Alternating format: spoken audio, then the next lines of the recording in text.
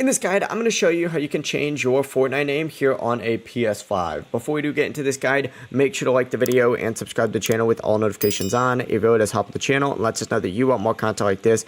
We'd greatly appreciate it, and if at any point throughout this guide you did have any questions, just ask them down in the comment section below and we can help you out further. I'm going to be doing my best to reply to every single comment down there. Now you can actually do this inside of Fortnite, so go ahead and start by closing the game. And essentially what you're going to have to do is go on a secondary device. So I'm going to be using my PC for this, but you can obviously go ahead and use whatever platform you'd like, whether it's a mobile device, an iPad, whatever it might be. Essentially what you need to go ahead and do is start by going to epicgames.com. And once you get on epicgames.com, go ahead and sign in using your PlayStation ID up at the very top. Once you're signed in, go ahead and select your name and then hit account just like so. And in the account settings right here, you're going to see the opportunity to change your display name. So go ahead and enter in that new display name here.